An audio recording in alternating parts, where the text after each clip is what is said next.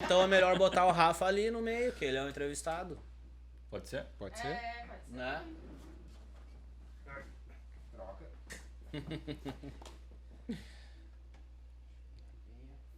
Inácio do Pet.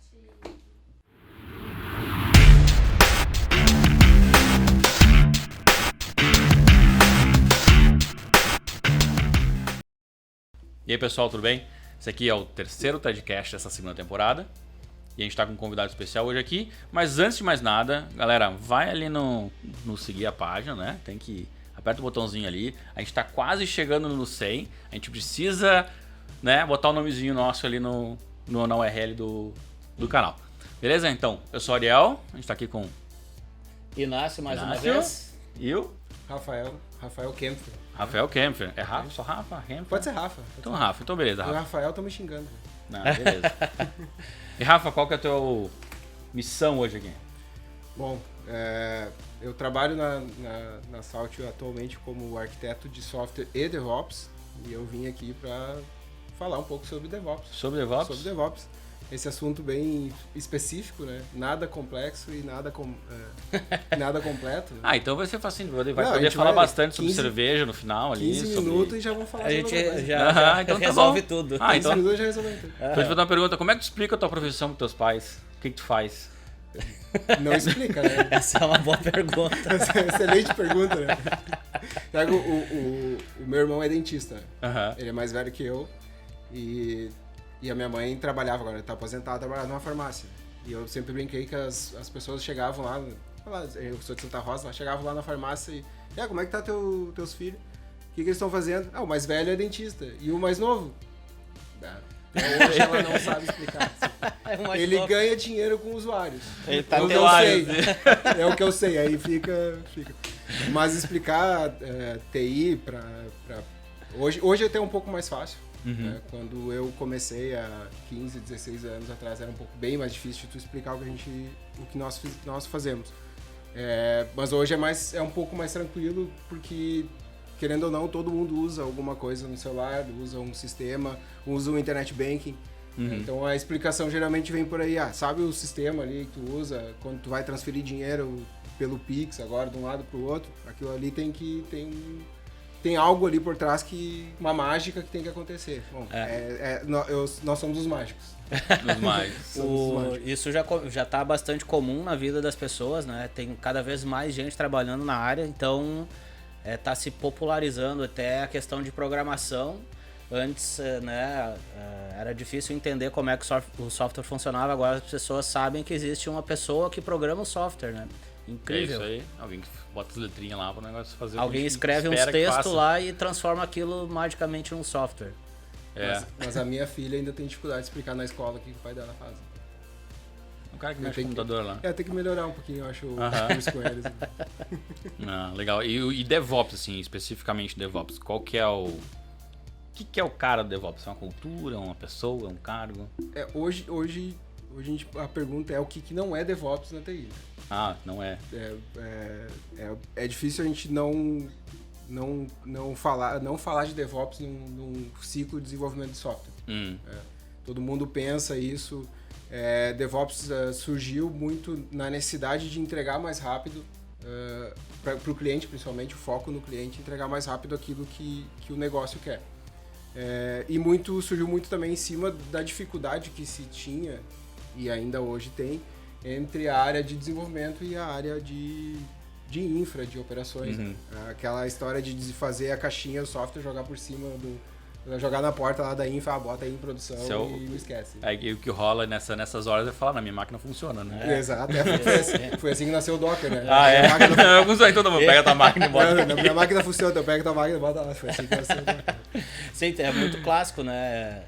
O desenvolvedor vai lá, escreve o código, termina e fala, tá pronto. Tá pronto. O que eu fiz tá pronto, né? Então, a partir dali, tudo vai funcionar, porque agora não é comigo mais, né? A minha parte foi até ali e terminou.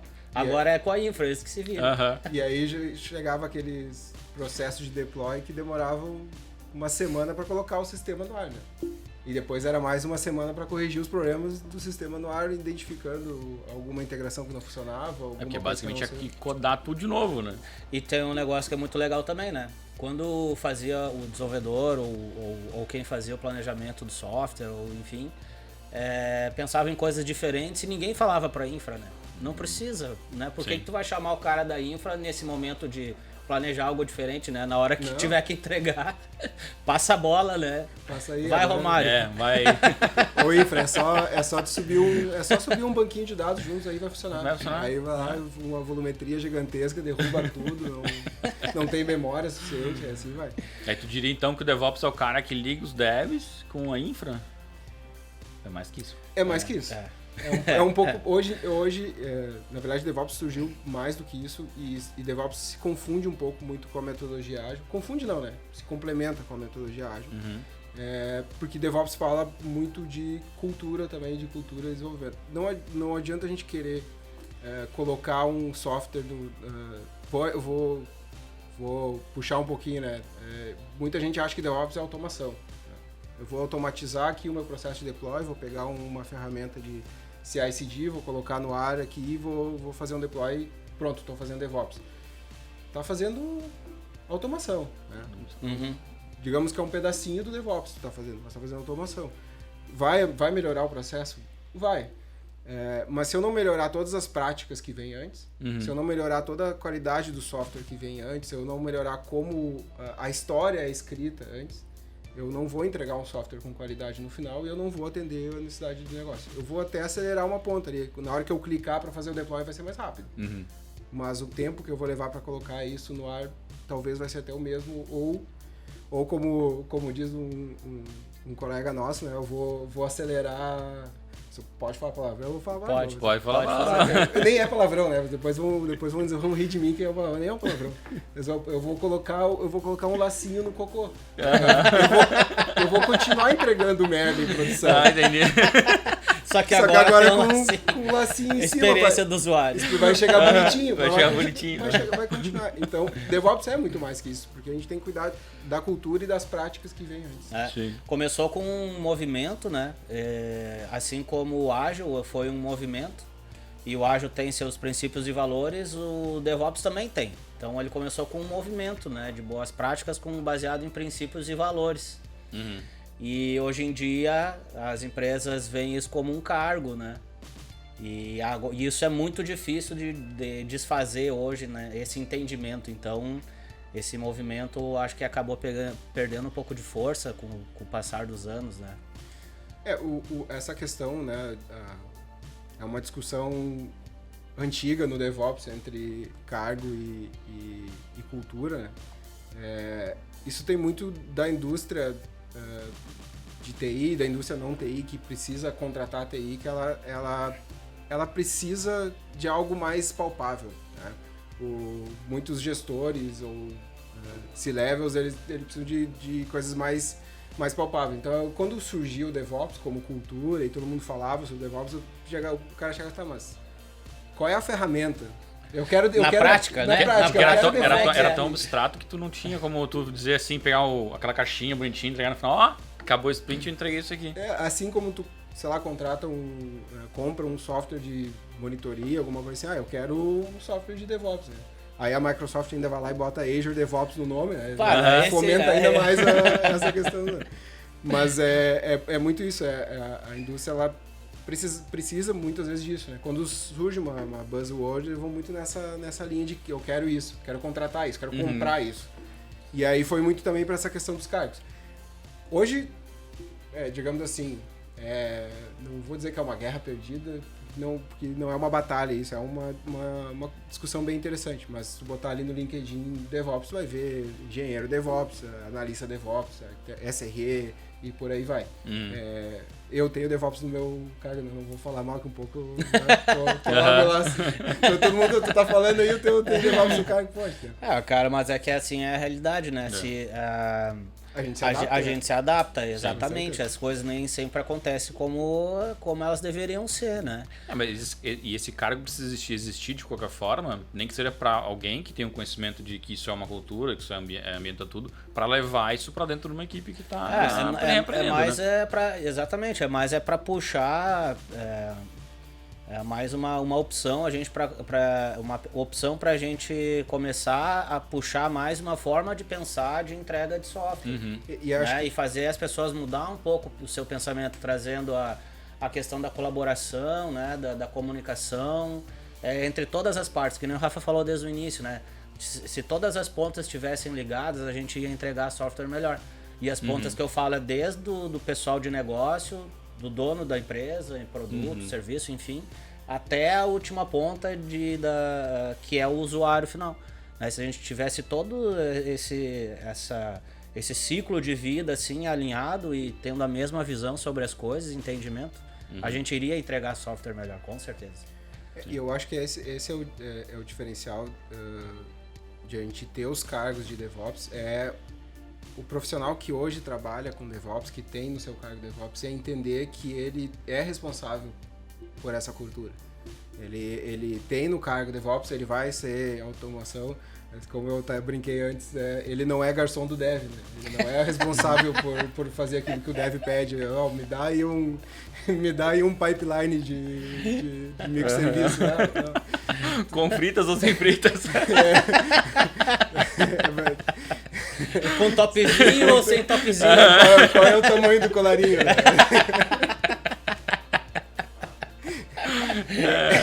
Pois é. Esse é importante do profissional que hoje está trabalhando com DevOps, é ter essa consciência que ele é o guardião da cultura DevOps. Fazendo um paralelo, até eu vou entrar numa área que não é muito a minha, é mais de outros colegas nossos que até já participaram aqui. Vou entrar na área de QA. Hoje o analista de teste, o QA, eu vejo que ele não é mais... ele é o guardião da qualidade. Né? Porque todo time de desenvolvimento é responsável por qualidade. O QA não é o único responsável. Ele é o guardião, ele vai trabalhar junto com o analista de negócio, o PO, para montar os cenários, para validar os cenários, para trabalhar junto com o dev, para automatizar, vai fazer isso. Mas todo mundo é responsável pela qualidade. E o DevOps é muito parecido com esse papel do QA. Ele é o guardião da cultura DevOps, mas ele não é o único responsável por garantir que todas as pontas estão ligadas, como o Inácio falou. Ele vai levar essa cultura para todo o time, ele vai conversar com todo o time sobre isso. Mas ele não é o único responsável por isso. Todo time tem que ter essa ciência. O DevOps não é alguém que está assentado numa ponta de uma linha de produção e onde chega o momento dele atuar, ele atua, faz o trabalho e entrega no final. Não é uma linha de produção, né? Não é uma linha de produção. E aí, assim a gente volta quase que ao que era o processo anterior de entregar o software para infra. A diferença é que o cara tá no teu time ali e talvez vai agilizar um pouco. Vai mastigar um pouquinho mais para infra instalar do mesmo jeito. E assim, tem muita gente fazendo dessa forma. E tá funcionando para algumas empresas, tá funcionando para algumas pessoas. Vai funcionar para outros, vai funcionar para empresas maiores, talvez não. E aí é uma coisa interessante a distinção entre como funciona o DevOps num time, numa startup e numa corporação, numa empresa maior. Vai funcionar diferente. Com certeza. A startup já tem esse... Tu vai fazer... Vai colocar ali no ar, tu vai ter o cara responsável pelo DevOps ali do teu lado, ou o próprio Dev vai fazer isso, vai subir uma instância de um banco de dados, num Mongo, num Kafka, vai subir uma coisa... Numa corporação, já talvez não vai funcionar tão bem assim. Cara, agora que tu tocou nesse assunto, me veio um negócio que eu já li e nunca vivenciei, né? Mas hoje os big players da tecnologia, eles estão se estruturando de uma forma onde internamente dentro da empresa tu constrói uma empresa que é para fornecer software para quem faz software, né? Então assim, alguns chamam de foundation, outros chamam de engineering organization, enfim, claro, tem algumas diferenças por aí. mas basicamente é o seguinte, a ideia é que a gente tenha que a infraestrutura seja self-service para os desenvolvedores, né? Só que assim, beleza, a infra é self-service, o engenheiro de desenvolvimento, ele vai poder construir a sua aplicação, construir a infraestrutura que ele precisa, ter toda a autonomia possível para entregar alguma coisa, né? Tu diz assim, solicitar um banco de dados, solicitar uma Não é solicitar, é fazer. Ele escreve solicitar, o sistema faz e realmente entrega. Isso, aí que tá. Só que para ele poder fazer, para ele ter uma plataforma self-service, alguém precisa construir que isso seja self-service. Sim. Então aí entra também essa questão do Foundation, de preparar um ambiente dinâmico o suficiente, né? Claro que daí vai ter critérios, vai ter outros objetivos ali por trás, mas para prover uma plataforma self-service para os times de desenvolvimento, poder desenvolver software da forma como eles quiserem e ter autonomia, né? Seria uma plataformização do DevOps, digamos assim. Mas é o DevOps as a Service. Digamos assim, para empresas maiores, é uma evolução do DevOps, né? Geralmente em corporações, assim, o DevOps ele nasce como um Shadow DevOps. Ele nasce lá num time que começa a fazer isso, começa a trabalhar com DevOps, e aí ele leva isso dá certo naquele time, e aquilo ali começa a crescer, e toda a empresa começa a trabalhar como o DevOps vira Enterprise mesmo. A próxima evolução seria o DevOps as a Service. Tu entregar para os times aquilo ali. Porque DevOps é legal, DevOps é bonito, a gente fala que é em dar autonomia, mas o dev não quer cuidar lá da instância do Kafka, de configuração do Zookeeper, de como eu vou fazer a configuração como é que vai balancear as cargas lá tudo. Do Mongo, se vai ser réplica set, se vai ser chart, se vai ser isso, vai ser... O dev não... se a gente for pensar, os times de produto, os times de negócio, eles já têm uma dificuldade inerente de cuidar do negócio, de tratar o negócio, que eles não querem mais. Não é que não querem, mas tu daria uma complexidade maior e talvez o desenvolvimento do negócio demorasse mais para acontecer. E uma coisa que a gente tem que ter na cabeça, a gente não tá aqui para escrever, o objetivo não é só escrever código, o nosso objetivo não é escrever código, o objetivo é resolver problema, dar solução para o problema e entregar valor no negócio, através de código. Mas não é... Então o dev, ele não tá ali para ficar cuidando da instância do Kafka. E é aí que vem essa ideia do DevOps as a Service. Mas eu não vou tirar a autonomia do time se eu fizer isso. Tu vai dar autonomia, talvez a autonomia certa pro time. Tá aqui, ó, tu pode usar... eu preciso de um Mongo. Clica o botãozinho e sobe. Eu vou ter um outro time cuidando disso. E é importante, eu vejo como importante tratar essa plataforma como produto. A empresa tem que enxergar isso como mais um produto dela, para ela ser valorizada. Já trabalhei em um ambiente em que tinha uma plataforma e ela não era vista como um produto.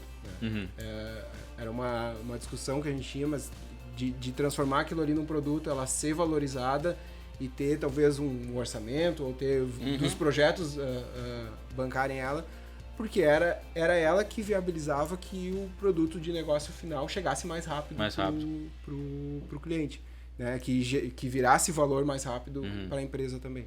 E como é que tu vê a questão do limite assim de autonomia?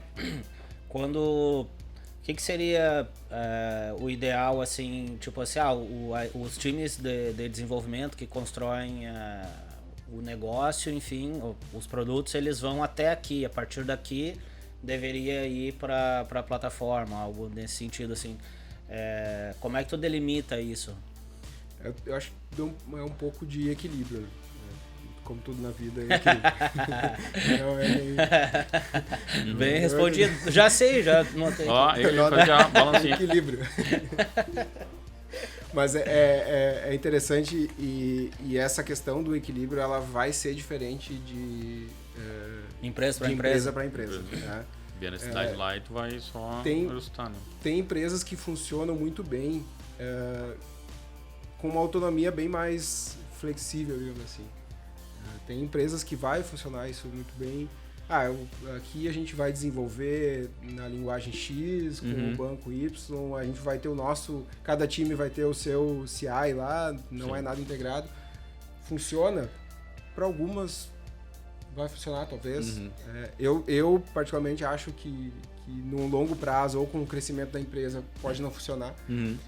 Eu acho que a autonomia demais, ela corre um risco, essa autonomia demais de cada time fazer de um jeito, tu corre um risco numa empresa de criar times especialistas demais. Então eu tenho o cara que conhece muito bem das ferramentas daquele time, e aí aquele time está se reestruturando, está mudando, está juntando com outro, e aquele cara ou o cara saiu da empresa, eu não consigo repor.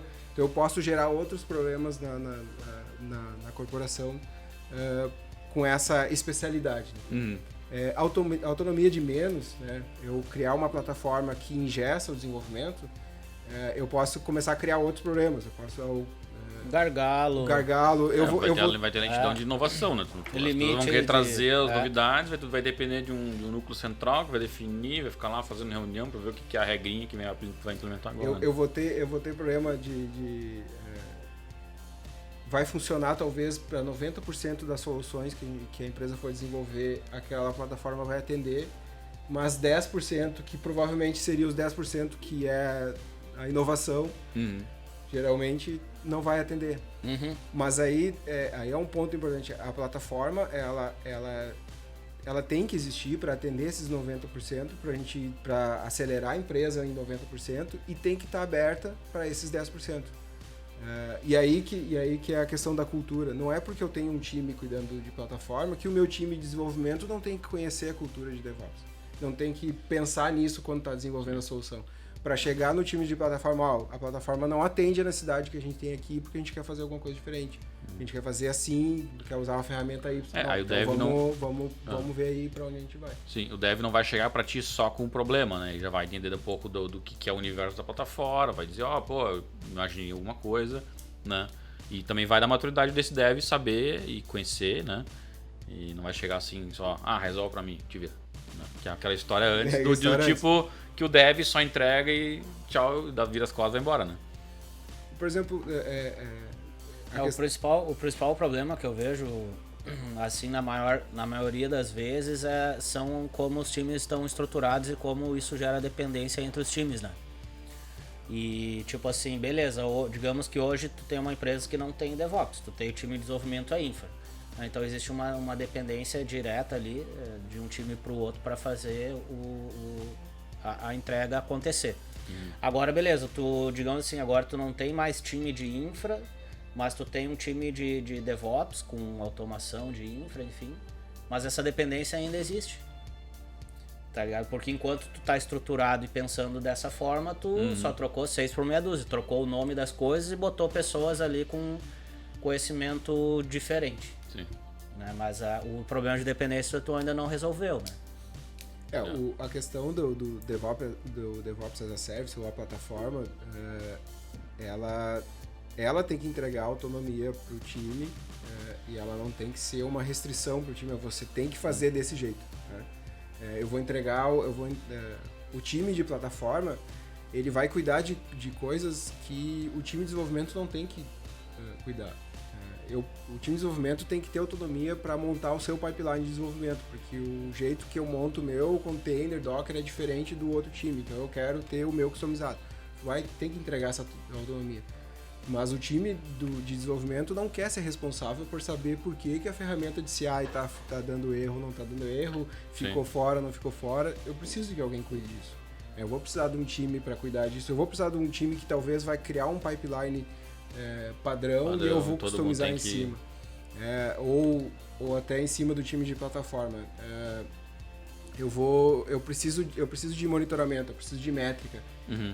E isso é padrão no meu desenvolvimento. Todos os times têm que cumprir esses requisitos, né? E Rafa, me diz uma coisa, ainda falando sobre a questão da autonomia, tá? Essa definição do quanto os times vão ser autônomos ou não, isso pode variar dentro de uma mesma empresa, onde times são mais autônomos e outros não? Ou isso é uma coisa que é da empresa que define? Vai muito da cultura da empresa, mas pode variar na maturidade dos times. Né? gente sabe que a gente forma times e às vezes a maturidade entre eles não é a mesma. A gente tem linhas de produto em algumas empresas que são linhas de produto mais críticas, que tem times mais maduros, mais experientes, e tem times com pessoas que estão em formação ainda. E aí não tem tanta essa maturidade e vão precisar de um apoio maior. E eu acho que é aí que essa questão de DevOps as a Service e plataforma tem um ganho, porque tu vai entregar para a maior parte do desenvolvimento, tu vai ter uma plataforma que vai atender. E alguns times especialistas que vão precisar de algo diferente, e o importante é que esses times tenham liberdade e autonomia para fazer algo diferente. O ponto aqui eu acho, não é porque eu tenho uma plataforma que todo mundo tem que seguir aquilo ali, como está ali. Aquilo ali tem que me atender 80%, 90% do que eu preciso. Mas eu tenho que dar liberdade para os times, se eu preciso de alguma coisa diferente aqui, vamos conversar. Mas aí também tem a questão, mas o meu diferente aqui é porque eu gostei muito, eu vi uma live, uma live agora, porque é tudo remoto, né? Sobre Erlang, gostei muito. Vou meter um Erlang aqui na plataforma. Aprendi e vou meter um Erlang. Agora os nossos serviços vão ser tudo Erlang. Mas o porquê que tu vai fazer em Erlang? Porque ele achou legal, Ele achou legal, claro, beleza? Tô estudando há 2 meses e tô manjando tudo. Eu vou te dar ele tem que ter essa liberdade de fazer. Só que aí vem outro contraponto, né? A plataforma talvez já vai me entregar, a gente desenvolve em Java ou em Node, eu tenho 2 ou 3 linguagens e a plataforma já me entrega todo o rol de ferramentas e de abstrações prontas, de monitoria, de tudo que eu preciso de observabilidade, tenho todo esse rol de ferramentas prontas na minha plataforma. O cara vai fazer em Erlang? Pode fazer, tranquilo. Mas tu precisa me entregar isso aqui também. Sim, porque eu preciso preparar. Porque isso aqui tem que estar lá em produção, tem que sustentar e tem que ter todas essas ferramentas. Cara, essa mesma liberdade, digamos assim, autonomia de poder fazer essas escolhas, eu vejo que isso também poderia se aplicar na estrutura organizacional da empresa. Né? Por exemplo, assim... a gente descobre como faz software, né? Porque a gente está fazendo um negócio, então a gente aprende sobre o negócio, então a gente aprende a fazer software daquele negócio, né? Porque hoje eu trabalho com negócio financeiro, amanhã eu vou trabalhar com um negócio de medicina. Não sei nada de medicina, de software de medicina, então eu vou ter que aprender isso, né? Então a gente aprende a fazer software baseado no negócio. Só quando tu monta a tua organização para fazer isso, a gente a organização se converge para uma estrutura de times, né, que a gente acredita que vai dar certo. Vai ter o DevOps, vai ter a infra, vai ter o time de desenvolvimento, o time de UX, o time de PO, vai ter todas essas segregações aí. Mas daqui a pouco, se não tem ninguém observando esse fluxo de como tu tá aprendendo a entregar software como um todo, né, a gente não vai estar mudando. Então, se tu não muda o teu processo, tu ingessa muita coisa. Então, o processo ele também tem que ser maleável e tem que estar sempre adaptando. Então, assim, a própria estrutura da organização, entre os times, pode ser mudada também. Né? Então, assim, essa autonomia, essa liberdade, esse poder de mudança, ele não deveria se limitar somente a uma tecnologia. Entende? Ela deveria ser como uma organização como um todo. Ela está sempre se reajustando baseado em dados históricos, né? Eu estou entregando o software assim, beleza. Né? Tu vai ter teu lead time, tu vai ter as métricas que tu quiser cuidar, enfim. Mas tu também poderia mudar algumas coisas para ver o que acontece se tu tem um resultado melhor, né? Isso poderia ser tirar um time e criar outro.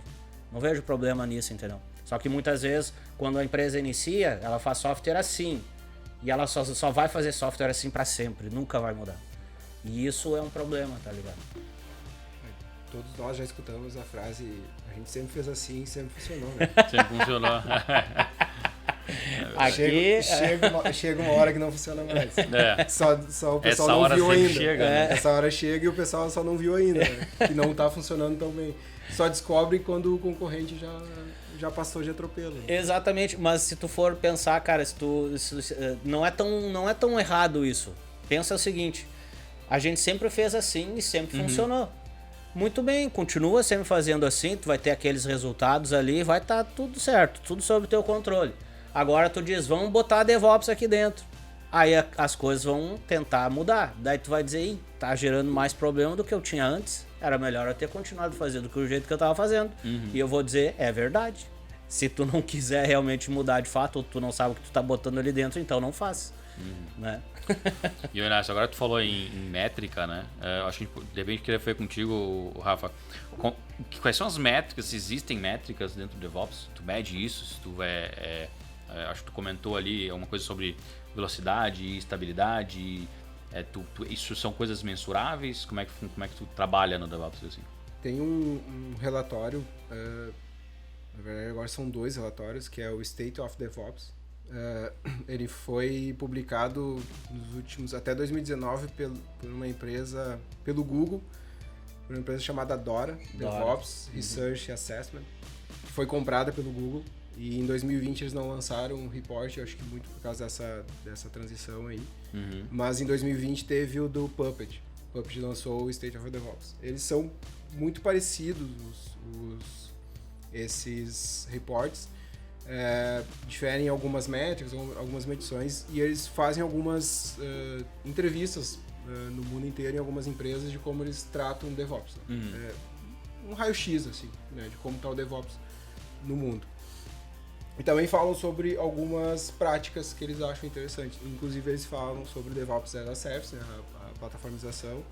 Falam bastante sobre isso, de tratar a plataforma como produto. Falam sobre a maturidade do DevOps nos times. O report do Puppet, ele traz 5 estágios que eles consideram importantes para medir a maturidade do DevOps no time, né? Desde ali da concepção, a expansão, infra como código, até chegar na parte do DevOps as a Service, que seria, digamos assim, o nível mais alto de maturidade de DevOps. Em relação a métricas, os 2 reports trazem algumas métricas. Uma delas é o lead time, a gente já comentou sobre isso. O lead time tem aí uma discussão, não é uma discussão, mas pode gerar uma confusão na forma com que ele é medido. Para muitas pessoas o lead time tem que ser medido no momento que o negócio lá propôs uma melhoria, uma feature, até ele entrar em produção. Seria a medição perfeita. Mas a gente sabe na TI que isso não é muito fácil de medir. Esse lead time, desde do negócio até a entrada em produção, ele não é tão fácil de medir. O que o State of DevOps fala? Ele mede a partir do commit daquela feature no branch principal, na main, na master, até a entrada em produção. Quanto tempo leva esse commit até a entrada em produção? Mas eu vejo que antes disso tem muito mais problema. Tem muito mais coisa. Eles assumiram essa métrica dessa forma muito por essa questão que não é fácil de medir isso antes, para facilitar um pouco. Porque essa medida, quando tu coloca sei lá, tu tá trabalhando com Agile, tu vai botar na demanda que vem do negócio, a gente sabe que tem um monte de ciclo ali que é voltando e voltando e voltando, e chega num ponto, entra questões técnicas, tem que limitar, né? E aí não sei o que faz essa medição faz muito sentido, né? Porque tu tem todo um problema de negócio, até tecnológico, que tem que envolver e que vai tornar a tua entrega desde lá do ponto da demanda, né, de negócio até a entrega em produção bem nebulosa, né? Sim. Sim, mas faz total sentido mesmo. É isso aí mesmo. É pra te ver quantas voltas tá dando, que isso tudo é um problema, entendeu? Tudo isso faz parte do problema das estruturações, ou de como as demandas surgem, enfim, como é que uma pessoa passa a atividade para outra, né? Tipo assim, começa desde se a empresa estiver trabalhando com Agile, por exemplo, né, o Definition of Ready, Definition of Done, todas essas coisas que não estão bem mapeadas, então passa de qualquer jeito, depois tem que voltar. Então, assim, na medida que tu for ajustando o teu processo para te ter a medição mais precisa. Entende? Mas isso faz total sentido. Isso até é bom que daí isso mostra uma bagunça, né? Esse número, quando a gente levanta esses números, a gente levanta, né, às vezes, muita dor de cabeça para muitas pessoas, né? Mas é importante estar olhando os números.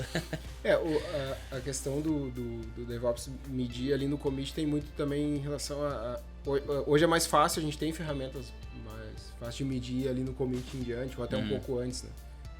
Não é todo mundo que segue um fluxo de uma ferramenta desde que a história entrou ali até a gente entrar em produção para fazer essa métrica, né? Esse report é uma das coisas que a gente se baseia para medir maturidade de empresa. A gente trabalha com isso também, olhando como que está essa maturidade, conversando olhando os processos e conversando com as empresas sobre isso. Ele divide as empresas em 4 grupos, né? Os grupos de elite, os de alta performance, média e baixa performance. E os grupos de elite, nesse item de lead time, ali fazem em menos de 1 hora para o commit chegar em produção, né? Em média. E aí outras métricas que eles têm, que o relatório traz, é o time to recover, né? O tempo para se recuperar de uma falha. Depois que entrou uma mudança em produção, foi detectada uma falha, quanto tempo para isso ser recuperado? Geralmente também menos de 1 hora para os elites. Tu sabe dizer, tu lembraria das que não na terceira, no quarto agrupamento ali de classificação de empresa? No quarto de baixa performance é questão de dias, semanas até para se recuperar. E o commit pode ser até questão de até 6 meses. De meses, 6 meses. Nossa. Sim, que é aquela questão, entrou um projeto agora, entendeu? A gente só vai entrar em produção quando? Daqui a 6 meses, né? Porque tu já viu isso várias vezes, sim, né? quando inicia o projeto. Isso, exatamente, quando inicia o projeto. Mas nem quando inicia o projeto, né? A empresa tem as famosas janelas de deploy. As GMUDs. Eu tenho lá a janela, a próxima janela é daqui 6 meses. Tem empresa que tem... Final do ano da freeze, nas janelas, aí fica 1 mês essa no Natal. Vai lá em cima. Outras 2 métricas que são interessantes é a frequência de falha num deploy, né? Geralmente os de elite é 0 a 15%, se eu não me engano, de falha quando uma mudança entra em produção. E uma que eu acho muito interessante, que parece ser uma coisa simples, que é a frequência de deploy que uma empresa faz. E as de elite é sob demanda, várias ao dia. Tem demanda, faz deploy. E as de baixa... Tem um número, uma vez, que eu li num artigo, falava que os funcionários de uma empresa X lá, os engenheiros, acabavam comitando em média de 2 a 3 alterações para produção por dia, cada desenvolvedor.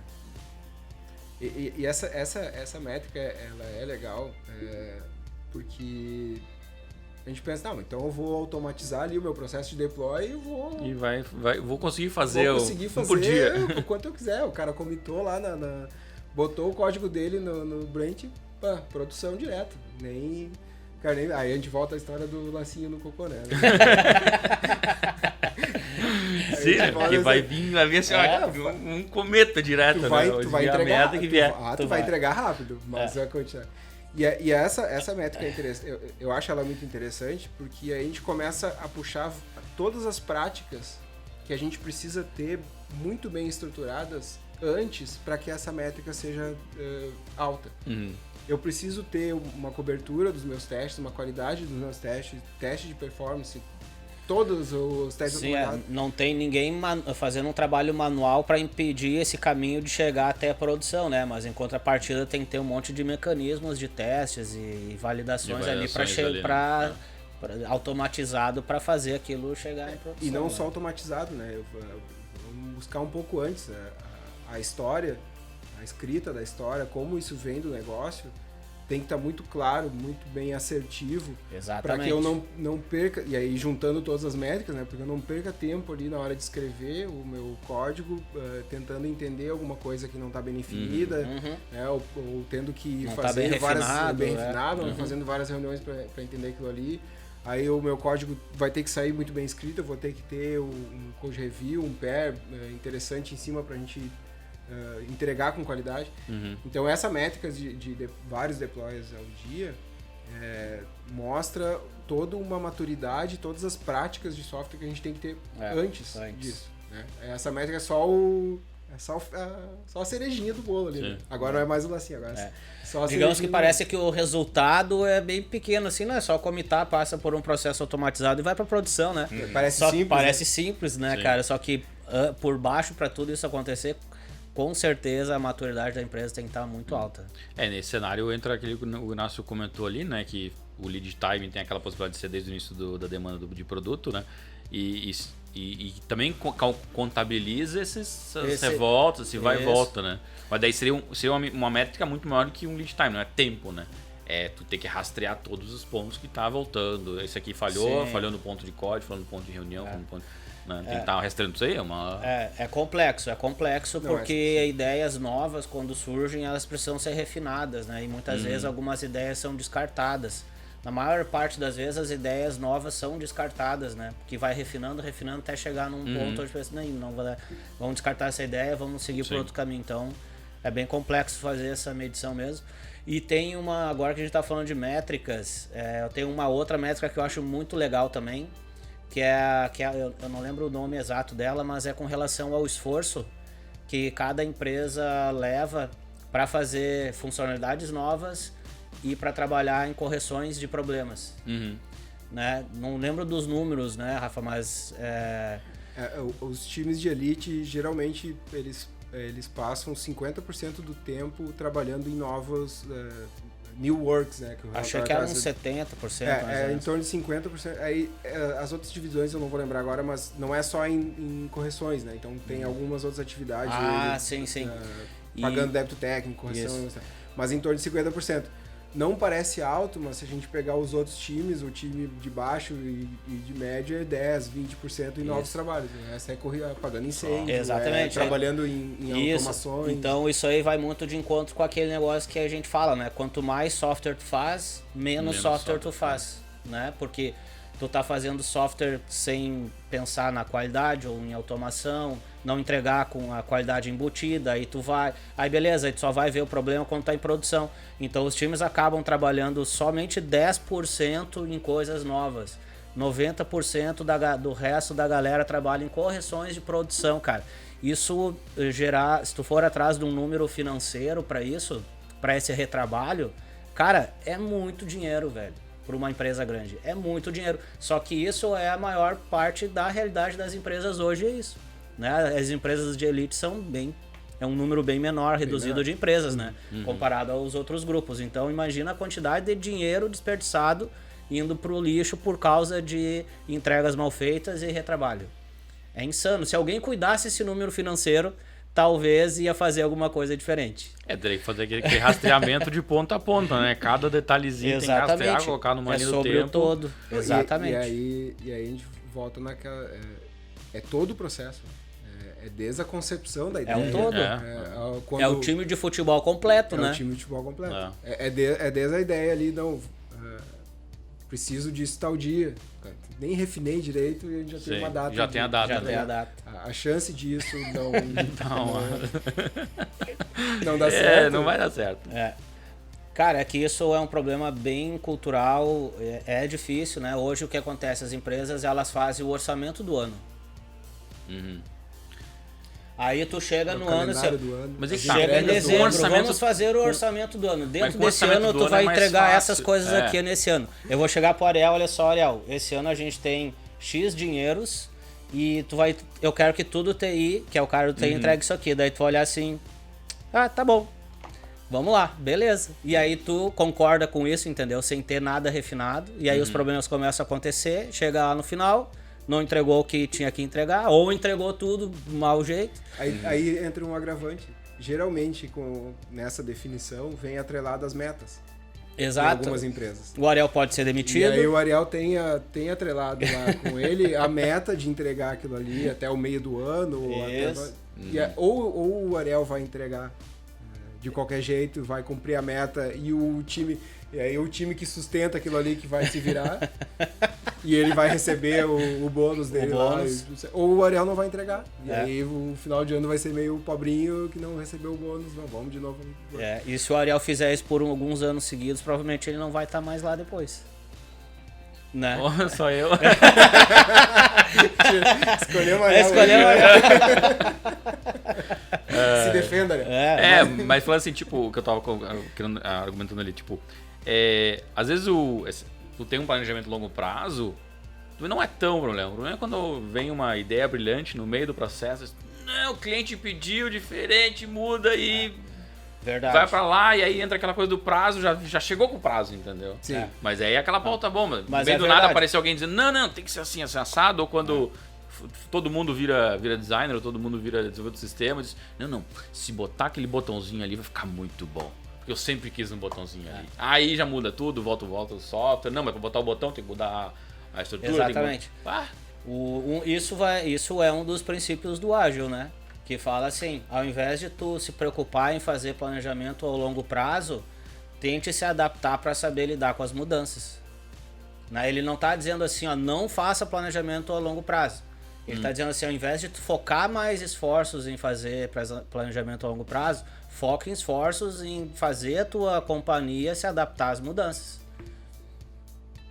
É isso. Até porque esse planejamento, provavelmente tu vai passar 2, 3 meses e vai perceber. Vai mudar. Sim, ele vai acabar não Vai virar ter. o ano e já mudou as Já coisas. mudou. Já não é aquilo ali que tu tá precisando. Então, assim, quando eu tava falando de planejamento, era mais no sentido do tipo, a gente tem uma visão a longo prazo, vamos chegar naquele ponto, não necessariamente ficar no papel. Tá, para chegar naquele ponto, vamos ter que caminhar 4 casinhas para a direita, 4 para a direita. Que é descrever passo a passo vai fazer, né? Então não vai ser uma coisa nesse sentido, né? E mudança sempre acontece, a gente precisa mudar, né? Mas não dá pra vir com aquela coisa tipo, não, tem que ser pra semana que vem e dane-se a forma como vai entregar, só entrega. Olha só que legal, né? O que a gente estava falando. A gente começou a falar de DevOps, já estamos falando de cultura organizacional. Né? E começou isso porque a gente começou a falar das métricas. De métrica, medir. Né? Medir as coisas. E aí a gente já tá falando da origem dos problemas. E aí agora a próxima questão que eu faço pro Rafa é tipo assim, ó, Rafa, vamos focar na velocidade de entrega ou vamos focar na estabilidade do sistema? Tu tem uma startup ou tu tem uma empresa, uma corporação? Essa é uma discussão sensacional, assim, e aí já escutamos também em alguns lugares essa briga, né? O time de negócio ele é cobrado por entregar mais features o mais rápido possível e entregar valor para o negócio. A infra é cobrada pela estabilidade, né? Geralmente os times de operações de infra são cobrados para manter o sistema estável. Se tu vai mudar, vai quebrar. Né? Tudo que tu muda uma hora no software, tu vai mudar o software uma hora e vai quebrar. E aí o que acontece em muitas empresas, né? Mas geralmente hoje as empresas conseguem crescer muito rápido. Uma startup consegue chegar no nível de competir com empresas maiores muito rapidamente, graças à tecnologia. A gente tem vários cases no Brasil mesmo de empresas que eram fintechs, startups, que hoje estão batendo de frente aí com muita empresa grande. O que acontece com muita empresa quando ela cresce, né? Ela é muito rápida no início, porque ela não tem ela tem essa agilidade de colocar no ar rápido, pensar, mudar rápido, mudar também. rápido, né? A história da lancha, né? Não é um transatlântico, é uma lancha, então consegue mudar de direção muito rápido. Quando ela começa a crescer, ela começa a ter um pouco mais muitas vezes, aversão ao risco, né? Ela começa a ter... eu preciso que os 3 pontos principais da empresa é que o produto funcione e o produto funcione. Então ela começa a ter dificuldade de ficar mexendo muito e começa a perder velocidade. Aí entra aquela janela de deploy, entra a Gmood, entra o comitê de mudança, né? Aí chega lá no dia da janela, o cara precisa colocar... Dar o gol, não gol. E ele precisa colocar a alteração dele no ar, porque senão vai só para a próxima janela. Sim. E aí ele vai empurrar a alteração dele. Aí o cara no comitê de mudança ele vai perguntar assim pro cara que fez, né? Tu Tu tem certeza que isso tá funcionando? E daí o cara vai dizer, não, tem sim. Então tá, pode ir pra produção. Bomba. Cara, isso não é uma regra, né? A gente fala como se isso acontecesse, mas acontece. Né? Mas é aquela coisa, acontece. tipo, tu tem que ir lá botar o teu na reta, né? Tipo, tá, e aí, vai ficar, tu garante? Né? Olhar olho no olho, cara. Tipo, garante? Ah, tá, se der errado, já sei que eu vou procurar. Mas o comitê não garante nada, né? Não. Mas aí Mas não é uma cultura de blameless? É uma cultura de blameless. Mas aí, antes da gente chegar no blameless, antes da gente falar das falhas, o que o DevOps ele traz, assim, né? Se dói, né, faça mais frequente. Se dói fazer o deploy, dá problema, faz mais frequente. Não faz mais espaçado. Geralmente o cara fez a mudança. Ah, não, deu erro essa mudança aqui. Não, então segura, não vamos fazer mais. O que acontece com essas mudanças muito espaçadas, de meses e tudo mais? Tu acumula um monte de alteração para colocar. Não tem uma alteração simples, tem um monte de alteração. Depois, quando dá problema, não sabe nem aonde que deu problema. Né? O DevOps ele prega muito isso. Faça mais rápido. Se tu entregar coisas menores, vai ser mais fácil para te recuperar se der uma falha. Vai ser mais fácil tu entender o que deu de falha. E DevOps traz muito isso. Mais cedo ou mais tarde, o sistema vai falhar. Isso, por mais estável que ele seja, por mais que tu tenha ambiente de homologação que é parecido com, igual produção, ele não vai ser. Existe. Não existe. Por mais que tu tenha todas as técnicas, tu use muitas, tu faça teste performance, mais cedo ou mais tarde ele vai falhar, porque em produção a gente tem uma série de abstrações. O software só está vivo mesmo quando ele chega em produção. E aí, em algum momento, ele vai falhar. E a gente tem que entender que essa falha, a gente tem que aceitar que ela vai acontecer. E em alguns lugares, isso é um pouco mais difícil de entender, essa questão de que o sistema vai falhar. Então, eu protejo meu ambiente de produção, não faça muito deploy, porque eu preciso garantir que vai estar estável. Aí coloca a produção e falha em algum momento. Tem um negócio do Lean, né? Que fala, né? Testa rápido, erra rápido e corrige rápido, né? Faz os ciclos curtos, né? Mas te perguntar... Como DevOps e Ágil, né? A gente separa os que não separa. Mesma coisa, né? Porque eu tô vendo aqui a conversa vai, tipo, tô falando um monte de coisa que, né, do Ágil fala também, a mesma coisa. Sim, né? se complementam bastante. Se complementam bastante, né? Mas fala assim, eu tive uma experiência um tempo atrás, foi bem incômodo, assim, em relação a essa coisa de entregar rápido as coisas. Foi bem incômodo ou incômodo? Foi incômodo. Ah, tá. Foi uma coisa chata, assim. Principalmente porque mexeu com dinheiro. Tá? Era um aplicativo de pagamento de conta lá. E eles implementaram uma funcionalidade nova e ele fez um comportamento que ele não deveria fazer. Ele me cobrou de uma forma que eu não queria ter pago aquilo ali, que me gerou um custo e tudo mais. E foi um transtorno muito grande. Né? Tanto que depois de uma semana eu entrando em contato com o suporte, aí eu fui ver, não, mas aqui o aplicativo não funciona dessa forma. Aí eu voltei ao aplicativo, realmente não tá funcionando da forma como tinha acontecido antes. Aí eu fui ver, claro, tinha uma atualização, né? Eles lançaram uma versão, naquela versão que eu paguei o negócio não funcionou, mas menos de uma semana depois eles corrigiram, né? Né? Talvez esse erro acontecesse em qualquer outra situação, né? E bom que arrumou rápido para eles, pelo menos, né? Mas para mim foi extremamente incômodo, sabe? Tipo, eu tive de ir atrás, tempo que tu vai atrás, né? Então, tipo assim, então lancei uma pergunta, tipo, o quanto esse custo de entregar coisa rápida vale ao ponto de, às vezes, tu entregar coisas que talvez possam gerar um tipo de prejuízo, principalmente para empresas do ramo financeiro. Cara, mexer com o dinheiro das pessoas é algo perigosíssimo, né? Tipo, mesmo que tu corrija logo depois, tudo mais, mas é um estresse. Todo mundo fica incomodado quando tu vai ver na tua conta e não tem dinheiro que tu achava que tinha, né? Mas acho que talvez tenha um pouco que tu falou lá sobre o lacinho, né? Sobre o lacinho e sobre as práticas, né? A gente não é porque a gente fala de entregar rápido ou entregar várias vezes que é a Bangu, né? Que é de qualquer jeito. Entregar rápido não é entregar de qualquer jeito. Entregar, a gente seguir as práticas, seguir a qualidade, eu ter todas as coberturas que eu preciso para fazer essas entregas rápidas, né? Um grande sistema de financeiro, hoje em dia no Brasil, faz várias entregas. Acho que é a mesma empresa que tu citou antes, faz várias entregas ao dia. Uhum. E é do ramo financeiro. Sim. E aí tem outras práticas assim também. Como eu vou cuidar do meu cliente, tá? Eu sei que eu vou falhar. Como é que eu vou trabalhar com o meu cliente depois disso? Falhei, meu cliente reclamou, tá? Não, aqui, vamos conversar. Admitir que falhou. Uhum. E seria muito mais Sim. pra ti, muito melhor se essa empresa tivesse, não, realmente, a gente errou aqui, vamos corrigir. Eu levei bastante tempo até que o atendente entendesse que a aplicação estava errada, porque até o início ele estava insistindo, não, mas não funciona assim. Eu falei, não, funcionou assim. Por um curto período de tempo funcionou. Até que depois ele escalou lá o chamado, alguém técnico lá, pegou a versão anterior, fez o teste, realmente está funcionando do jeito. Aí me reembolsaram lá, mas enfim. É todo um outro processo, né? Cara, é uma escolha muito da empresa, né? Não estou aqui pregando como deveria ser. Sim. Tem empresas... É mais fácil para empresas de alguns ramos trabalharem dessa forma, né? De deploy mais rápido e aceitar um pouco mais as falhas.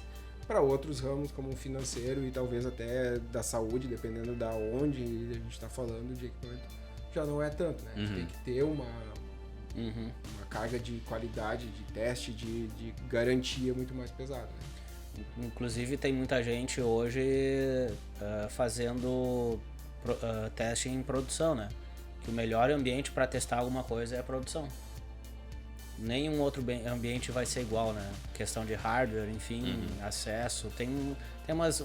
Não falo só de configuração de servidor, né? Mas como um todo tem umas diferenças e o melhor ambiente vai ser o de produção para fazer teste. Hoje todo o sistema sobe, ele tem alguma integração, alguma relação com outros sistemas que às vezes nem são teus, são de outras empresas. Integrações diferentes. E aquela integração ela só está viva em produção, né?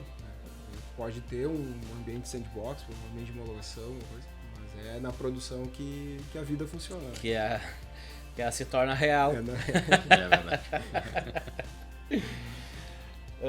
Nós falamos antes sobre Blameless. Tu largou essa pérola. Cultura de Blameless. E Post-Mortem. O que tu acha sobre isso, Rafa? Blameless não é um termo novo na área, né? Já se fala nisso há bastante tempo. Pode ser uma impressão minha, mas eu acho que aqui no Brasil a gente não fala muito sobre isso. As empresas aqui não cuidam muito isso, principalmente o pós-mortem, mas lá fora isso já é um pouco mais comum. O Blameless Culture fala muito da cultura de não culpar a pessoa ou alguém que cometeu uma falha, né? Trazendo de novo, o sistema vai falhar em algum momento e a gente tem que saber trabalhar com isso. Quem é que desenvolvendo software que nunca errou, nunca subiu um código errado, nunca... Deu aquele drop na barra. Que joga a pedra no... joga a primeira pedra. Quem é que nunca... Não, um tempo atrás trabalhei numa... Só quem não desenvolve, empresa, né? Só quem não desenvolve, né? E mexia com o dinheiro das pessoas lá. ali, né? Aí eu tava falando, tipo... E eu já fiz uma falha e falhou na cobrança dessa empresa lá, né? Então, tipo, de certa forma eu reclamo dos outros, mas eu fiz igual também. Mas foi essa coisa, a gente conseguiu corrigir bem rápido. Mas aí tá, o Blameless ele fala que o indivíduo nunca vai ser a causa raiz de uma falha. A pessoa ele nunca vai ser a causa raiz. Tem todo um contexto por trás, geralmente, de uma falha. O cara tava fazendo aquela entrega que era para aquele dia, aquela data específica, tava trabalhando até tarde, já tava cansado, o review não viu, tem uma série de coisas que podem acontecer numa falha. O processo estava errado, alguma outra, ou a especificação que veio não era a melhor. Então eu pegar lá o commit do Ariel que subiu aquele código. O Ariel na jogada de novo. Vamos ao Inácio agora. Então. O commit do Inácio. Antes ele era diretor, agora ele é desenvolvedor. O Inácio nem coda mais, né? O diretor é ele, eu sou o codador. O Inácio é meu chefe, cara, não posso falar. Não, aquele não é chefe, não. Por isso que eu tô usando. Não tem isso. Não, brincadeira. O commit do Inácio lá que gerou essa cultura de a gente culpar o cara, o que isso... E aí, de novo, a gente vai misturar com ágil, né? Qual que é o problema de a gente ter essa cultura? Eu vou frear, muitas vezes, a inovação, né? Porque se eu começar a culpar as pessoas pelas falhas, elas não vão querer errar mais. Não vão querer errar mais. Vão só pelo certinho, pelo caminho. Vão ter medo de falar, vão ter medo de discutir numa reunião Vão ter medo de fazer coisa diferente. Uma reunião de refinamento. Aí nem pergunta, que às vezes é pior, né? Não pergunta, não sabe. Não pergunta. Não vai tirar as dúvidas. Mas... Isso vai gerando, e a gente fala isso no Ágil também, né? De dar essa liberdade para as pessoas criarem, de perguntar, de falar sobre isso. E o Blameless, né, ou o Blame, na verdade, ele não necessariamente vai surgir de tu chegar e dizer, foi o fulano que errou, foi o Inácio que fez o commit. Rainha de copas, cortem as cabeças, não quero saber quem foi, simplesmente demite, né? Eu até, nos primeiros lugares que eu trabalhei na TI, tinha um diretor que uma vez aconteceu um erro, que foi em produção, meu primeiro emprego, na verdade. Faz tempo, então? Faz tempo. Eu nem sei como é que eu lembro. E ele disse assim, na sala, na sala aberta, assim, eu não quero saber, não me interessa o culpado, eu só quero saber quem foi. E aí vai responder o quê, né, cara? Vai botar um adesivo assim. Isso aí. Vai pegar e fazer assim, ó. Apontar a voz, aquele... E aí o que aconteceu no clima do time, dali em diante, né? Cara, ninguém mais... É culpado aqui. Ninguém mais também mexia muito, tomava todos os cuidados em qualquer alteração. Caraca. Porque era importante, ele estava querendo saber quem é que cometeu os erros, e não necessariamente o erro, e depois até foi investigado, e o erro não foi de uma pessoa, foi todo um processo que aconteceu. Sim. É aquela história, um avião nunca cai por um motivo só, né? É uma série de fatores que fazem um software muitas vezes ter uma falha. Com certeza. Então tu chegar ao ponto de foi o fulano, ou demitiu o fulano, é prejudicial para o time. E muitas vezes não ocorre dessa forma, ela ocorre no formato de brincadeira. Nem o blame acontece, olha, ó, chegou o Inácio, o dedinho pro outro. Não deixa o Inácio fazer commit na sexta-feira. Não deixa o Inácio fazer commit. Ou chega o cara e diz assim, não, quem é que vai fazer essa mudança? O Inácio. Não, passa para outro. Não tem um outro melhorzinho. Não tem outro melhorzinho. E isso vai minando o time. Tá, mas o que eu tenho que fazer com o Inácio, então? Cara, vamos trabalhar, vamos entender. Primeiro ponto e aí entra o pós-mortem, né? Aconteceu uma falha, vamos entender o que aconteceu, vamos entender o contexto, vamos ver a razão, vamos ver as ações, vamos corrigir e vamos aprender com aquilo ali. Causa raiz e vamos aprender com aquilo ali. E aí tem muitos artigos defendem que o pós-mortem tem que ser público, ele tem que estar disponível para todo mundo, para os clientes, para todo mundo. Algumas empresas não mantêm isso público, outras mantêm. O Google, até acho que umas 2 ou 3 semanas atrás, apresentou uma falha em alguns sistemas. Acho que foi mais tempo até. Faz mais tempo. Foi mais tempo. E o pós-mortem dessa falha foi publicada, disponibilizada para todo mundo em real time, né? À medida que eles estavam investigando, eles iam publicando atualizando. Estamos investigando a ferramenta X, estamos olhando tal coisa. Tem eu acho que um caso mais famoso, se eu não me engano, é do GitLab, que eles inclusive fizeram live e abriram um canal no YouTube. Cara, que massa, eu não vi. Porque eles precisavam de ajuda, que eles não estavam encontrando, e eles, cara, quem tiver disponível aí pra nos ajudar a encontrar o problema. Que massa. Então foi um pós-mortem colaborativo. Colaborativo, né? Tipo real. Real life. Que massa, cara. Esse eu achei legal, hein? Gostei. A empresa fazer isso, mesmo que não deixe público, porque tem medo de exposição da imagem ou alguma coisa assim, por mais que ela mantenha isso internamente, é interessante se fazer isso, porque aquilo ali vira um registro histórico de algo que aconteceu, de como foi corrigido, de como se atuou, e todos os processos que vão sair dali para melhorar a empresa vão ficar bem claros. acho que a empresa vai aprender, vai crescer com aquilo ali. Então, esse registro não é simplesmente corrigir, subir a correção, deu... o que era? Olha lá no histórico do Git lá que tu vai ver o que era. Não, né? Tem todo um contexto.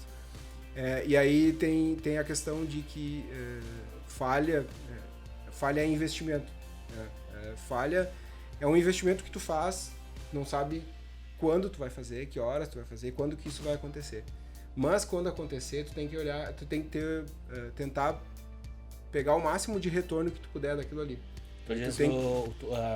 Porque isso, se tu aproveitar ele como um aprendizado. Como um aprendizado, ou como uma melhoria dentro da empresa, né? Então, realmente fazer alguma coisa. Realmente fazer alguma coisa, não simplesmente, corrigir e deu. Peraí, vamos entender o contexto, porque é muito fácil tu dizer assim, não, a falha aconteceu no commit, né, do código dali. Mas será que foi ali mesmo? Vamos olhar antes daquilo ali. Já corrigimos o problema, já recuperamos, já estamos, né, o cliente lá tá funcionando direitinho. Agora vamos trabalhar aqui nessa falha para a gente entender o que aconteceu. Muitas empresas estão trazendo essa cultura de acontecer uma falha, aquilo ali ser motivo de comemoração, entre aspas, né? Uhul, vamos... Uma falha.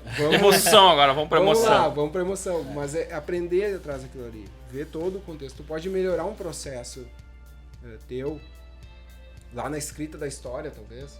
Lá na concepção, ou um processo de teste, ou todo um processo na empresa como um todo, para corrigir uma falha. Ou, no caso, né, uma falha faz com que tu melhore todo um processo. Sim, exatamente. A expectativa normal é a gente tentar fazer sem falhas, né? Mas caso elas ocorram, a gente saber lidar com isso. Sim. Até falando esse negócio que tu falou de a gente tenta trabalhar sem falha, né? Mas existe já um pool de coisas que a gente consegue acumular e dizer assim, agora para começar isso aí, esse processo tem que ser feito para que não aconteça falha. Mas né? é isso, exatamente, esse é o ponto. Né? Como é que tu aprende sobre a falha, né? É tu fazendo alguma coisa. Esse fazer alguma coisa pode ser ajustar um processinho aqui, pode ser mudar uma solicitação, não sei o quê. Depende do teu processo como uma empresa, como um todo, assim. Mas é fazer alguma ação mesmo, entendeu? Gerar uma ação e aplicar ela de fato, né? Sim. Eu posso entrar em produção e derrubar uma meia dúzia de servidor. Vamos ver onde é que vai falhar. Sim. E aí eu vou trabalhar eu digo assim nesse sentido, porque há vários problemas que acontecem dentro de uma infraestrutura, dentro de uma solução, né, de um serviço, enfim, da forma como for, e que elas já foram cometidas por outras equipes, por outros times, outras empresas, outros produtos, entendeu? Então, será que as empresas têm que entrar e ter que passar pelo mesmo processo de errar das mesmas formas, ou existe uma forma de que a gente consiga acumular esse conhecimento do passado, de coisas que são post-mortem de outras empresas, ou que já são procedimentos já meio que naturalizados assim, dentro da entrega de software, e que tu não precisa estar errando de novo, entendeu? Cara, é complexo essa tua pergunta, tá? Não é tão simples de responder ela, né? Mas assim, tu aprender com outras empresas é legal, sempre é legal, e com outras pessoas também. Mas é difícil tu copiar outros, fazer que nem eles fazem. É melhor, eu prefiro ir mais por uma linha assim de tu tentar copiar os resultados. Digamos que o Ariel tem uma empresa de elite lá e tem os resultados dele, aquelas métricas dele, enfim. Eu quero tentar copiar aquilo lá. Aí isso vai permitir com que eu consiga chegar lá do meu jeito. Não, tudo bem, mas quando tu for fazer essa cópia, tu vai copiar o resultado. Tu não vai talvez entender o processo porque cada empresa chegou naquele ponto. Exatamente, né? Mas aí que ele pode cometer erro por mudar a variante que a outra empresa Mas mudou. Exatamente. Por isso, porque às vezes um erro que eles geraram pode ter sido feito por uma iniciativa que eles fizeram antes que eles não precisavam ter feito. E aí tu vai passar pelo mesmo caminho, entendeu? Então é melhor assim, deixa o caminho aberto para tentar chegar lá. Porque senão tu pode direcionar para erros que eles estão tendo hoje porque eles são desse jeito hoje. E talvez como tu tá fazendo algo novo, tu não precisaria. Entende? Então é meio complexo assim, tu copiar o como.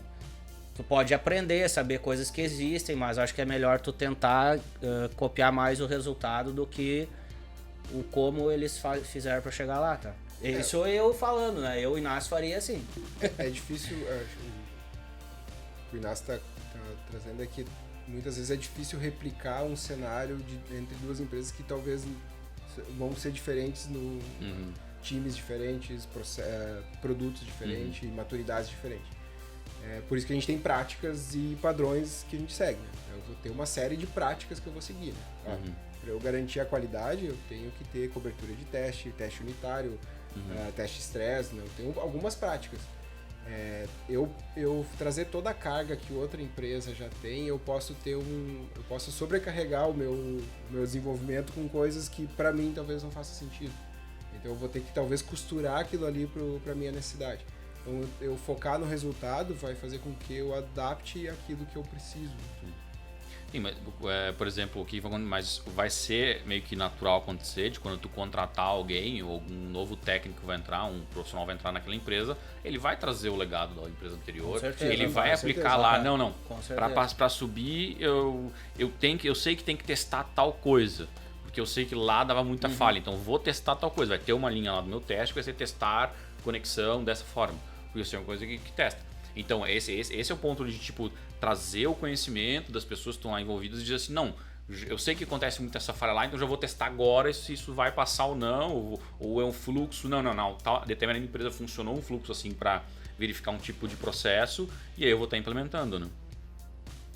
Sim, isso é tu aprender com coisas específicas ali, com conhecimento do que os outros já passaram, né? Mas o meu ponto era um pouco mais abrangente, assim, sabe? De tentar traçar o mesmo caminho, entendeu? Sim. Perguntas mais específicas. Bom, Rafa, então tu sabe, né, que hoje as empresas querem botar DevOps, né, por motivos aleatórios ou sem embasamento, algumas vezes. E aí o que acontece, na maioria das vezes, é só o seguinte, tem o pessoal de infra, agora vamos pegar aquele pessoal de infra e vamos renomear todos eles para DevOps. Agora eles viraram DevOps. Só que não é muito bem assim na prática, né? Porque as habilidades que o pessoal de infra e o conhecimento que eles têm, às vezes não é suficiente para ser DevOps, porque tu precisa ser desenvolvedor e trabalhar com operação também, né? E às vezes isso gera muito problema, porque a pessoa que muitas vezes trabalha na infra, ela não tem o conhecimento de desenvolvimento, a lógica, enfim, né? Isso eu não falo de todo mundo, né? Mas numa grande maioria acontece isso. O que tu acha dessa prática aí que tu já deve ter vivenciado isso, né? Já, bastante. A gente, DevOps hoje a maioria veio ou do desenvolvimento ou de operações de infra, né? Eu vim de desenvolvimento, trabalhei quase toda a minha carreira como desenvolvedor, mas sempre fui aquele cara que era, muito antes de a gente conhecer o termo DevOps, eu sempre era o cara que cuidava do sistema, ia até todos os ambientes, toda a produção, subia o que precisava para botar no ambiente de produção. O pessoal que vem de dev, geralmente ele tem um pouco mais de facilidade, porque a maioria da carga do DevOps hoje em dia é de desenvolvimento. Até porque a gente faz muito do trabalho DevOps hoje é com um ferramental mais novo, que vai trabalhar com Kubernetes, vai trabalhar com Docker, e o pessoal de Ops está muito mais acostumado com o baixo nível lá do Linux. O cara de infra não serve. Serve, o cara tem um conhecimento que muitas vezes o cara de desenvolvimento não vai ter, o cara pode trabalhar o resto da vida dele, não vai ter. Eu vou dizer que a maioria dos devs não tem aquele conhecimento. Não vai ter. Mas o conhecimento que o cara de infra tem muitas vezes ele não é tão crítico no trabalho de DevOps num primeiro momento, né? Claro que em certos momentos vai ser muito importante, mas não é o mais crítico. E tem uma questão que, assim, se você está querendo vir para DevOps achando que não vai precisar desenvolver, cara, está completamente errado. Você vai precisar desenvolver, vai precisar conhecer uma linguagem de programação No mínimo umas 3, eu acho, hein? Vamos começar por uma pra não assustar a gurizada. A gente já teve essa conversa com algumas pessoas, as pessoas arregalaram. Como assim eu tenho que desenvolver? Tem que desenvolver. Não, mas eu venho de infra, na infra não precisava, fazia um shellzinho. Eu noto que o pessoal de DevOps cola em vários as empresas adotam linguagens muito diferentes, né? Aí tu vai lá, o cara que usa o Jenkins, aí tem o Groovy, aí tem o pessoal do Python, tem o pessoal do Golang, do pessoal do Bash Script lá, que mete uns... Eu achei engraçado, uma vez eu já vi alguém falar assim, cara, mas eu não sei desenvolver, eu só faço script em Bash. Tá, mas tu não usa if, else, sei lá, não faz loop, chama um script, chama o outro. Ah, sim, isso sim. Ah, então já tá no caminho, né? Já tá no caminho, né, cara? Já conhece. Já conhece, Mas tem muito pessoal que era de infra que já automatizava alguns processos com shell e tem essa facilidade, né? Tem o pessoal que era mais sysadmin, mais baixo nível. Eu já ouvi, inclusive, de alguns sysadmin que viraram DevOps que, né, falaram assim, a maior dificuldade foi a parte dev, né? Conhecer uma linguagem, aprender uma linguagem, ou até mesmo mudar o pensamento para uma linguagem, para entender desenvolvimento, né? E desenvolver para DevOps, desenvolver infra como código ou desenvolver uma automação não é a mesma coisa que a gente desenvolver um software, é um desenvolvimento diferente, com outras ferramentas. São outras preocupações. Tem um arsenal de ferramentas gigantesco, né? Como é uma área que está em constante mudança, a gente pode daqui meio ano sentar aqui para conversar de novo e a gente vai ter mudado muita coisa. Talvez não meio ano, mas daqui um ano a gente conversar, a gente ou rever esse episódio, talvez a gente apague lá do YouTube. Já tá muito defasado demais. Não perca muito tempo vendo esse episódio, porque eu não sei se ele vai ficar muito tempo no ar. Ainda bem que falou isso no final do programa, né? Não sabemos quanto tempo ele vai ficar no ar, a gente vai acompanhar a mudança, qualquer coisa a gente já vai apagar, então assista. Baixe se quiser, mas não baixe, né? Assista várias vezes, mas não baixe, né? Ou a gente faz o seguinte, a gente grava depois, daqui um ano, um novo, né? E faz uma referência só, pessoal, se vocês quisessem saber se vocês queiram saber como é que era antigamente, eu assisti esse aqui. Esse aqui. Daí aponta pra esse. Um ano atrás. Daqui um ano a gente senta de novo e faz passa o episódio e fica comentando em cima. Sim. Olha só o que a gente fazia, meu Deus, cara. Nossa, muito pré-histórico. Olha o que eu falei lá, cara, meu Deus, cara. A única coisa que não mudou é o Inácio fazendo o commit errado.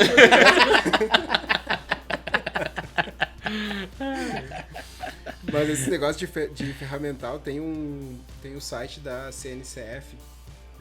Se colocar no Google CNCF Landscape, vai mostrar, não são todas, mas é uma série de ferramentas que podem ser usadas para DevOps em várias categorias, né? Automação de infra, CI/CD, teste e por aí vai, gerenciamento de container. Se alguém souber todas aquelas ferramentas... O cara vai ser especial. Muito. Não tem como. É um absurdo e tá em constante mudança aquilo ali. Seguido, o CNCF adiciona uma ferramenta, remove outra. Ou a gente tem notícias, né, como agora o Kubernetes não vai mais usar o Docker como container principal, né? Vai ser outro, né? Vai dar suporte por um tempo, então isso muda bastante na vida do... Isso dava outro programa, né?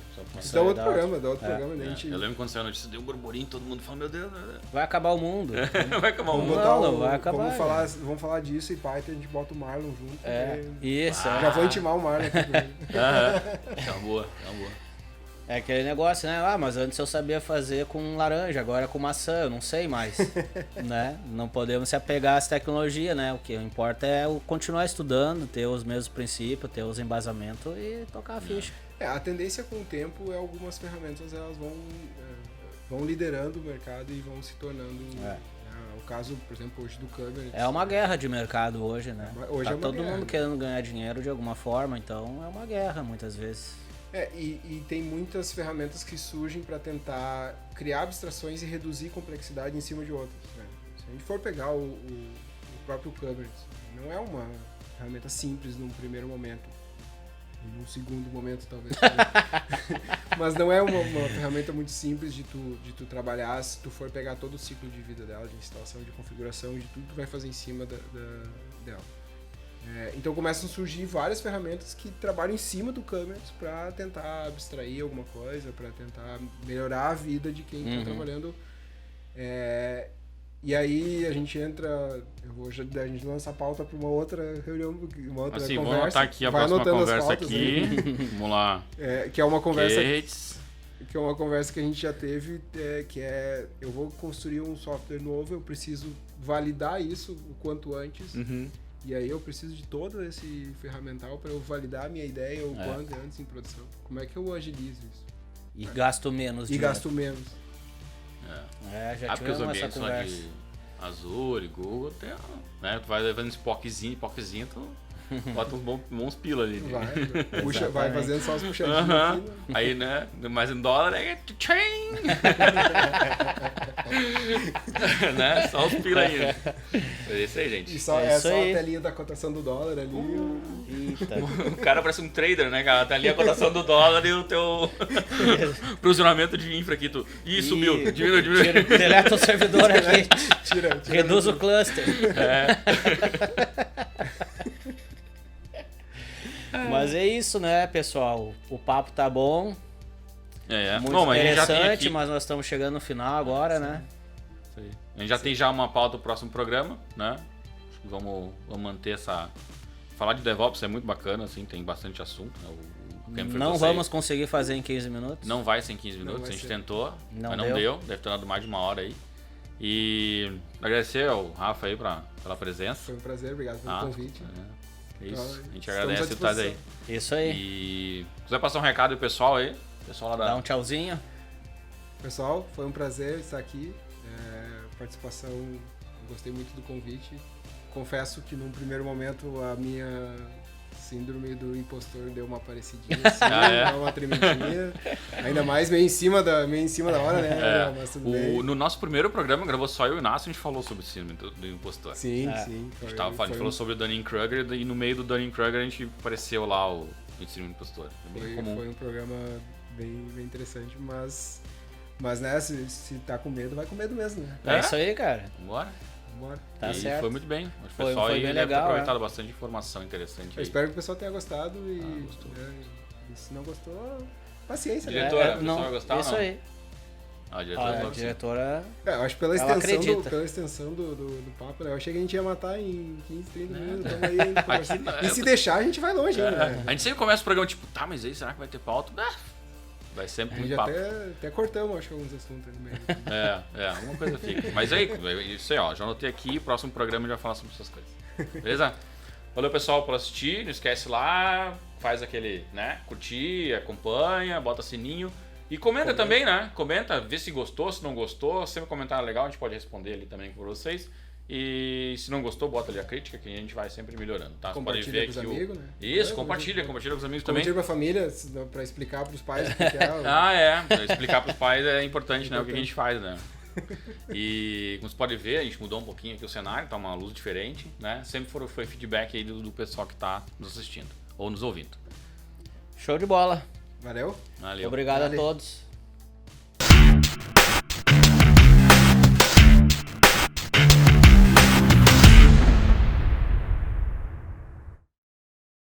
Bye.